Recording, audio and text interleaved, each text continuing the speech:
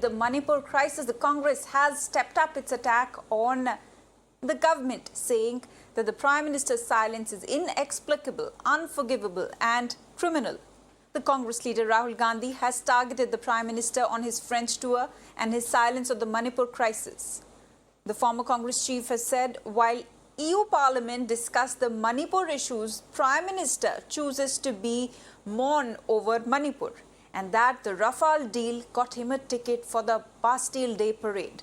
Meanwhile, Union Minister Smriti Irani has hit back and slammed the leader by calling him a frustrated dynast. Smriti Irani has also said that Rahul Gandhi seeks international intervention in India's internal matters and is sullying India's ambitions.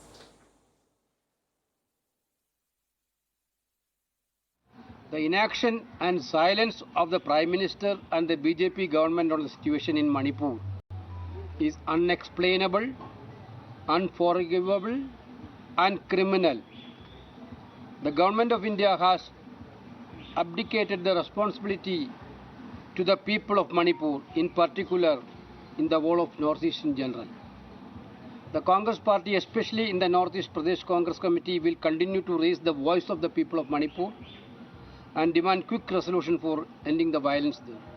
All right, let's go across to my colleague Ravikant, who's joining us live in the broadcast for more details. Ravikant, एक बारी फिर Congress party ने prime minister Modi का silence पे question उठाया है over the Manipur issue.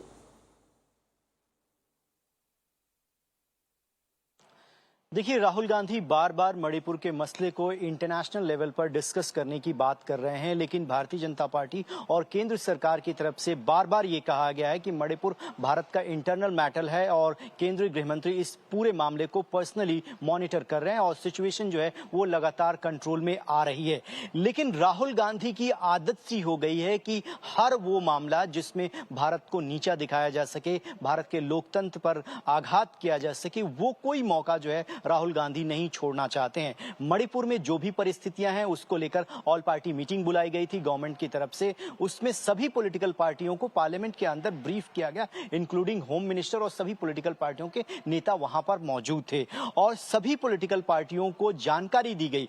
खुद राहुल गांधी वहां पर गए थे और सिचुएशन किस तरीके से वहां पर वोलेटाइल है, वहां पर लोगों से अपील की जा रही है कि शांति व्यवस्था को बनाए रखा जाए. इसमें एक भी ऐसा बयान जिससे भारत की छवि को नुकसान पहुंचे, वो बयान देने से राहुल गांधी नहीं चूकते हैं. आज भी भारतीय जनता पार्टी ने अपने मन से यही बातें कही हैं कि मणिपुर के मसले पर जो कुछ करना चाहिए सरकार को, वो सरकार कर रही है और वहां के लोगों के संपर्क में है. हम उम्मीद करते हैं कि शांति व्यवस्था पूरी तरीके से कायम रहेगी. लेकिन अब ये बात कहना कि मणिपुर का जो मामला है उसमें इंटरनेशनल इंटरवेंशन होना चाहिए, ये पूरी तरीके से अस्वीकार्य है और राहुल गांधी जानबूझकर भारत की छवि को धूमिल करने के लिए इस तरीके की बातें हर वक्त इंटरनेशनल फोरम पर भी कहते हैं. जब वो यूएस दौरे पर थे तो भी उन्होंने बहुत सारी बातें कही. अब मणिपुर को लेकर भी जो बातें कह रहे हैं उसको कतई सहन नहीं किया जाएगा. भारत सरकार के कई केंद्रीय मंत्री स्मृति ईरानी, किरण रिजिजू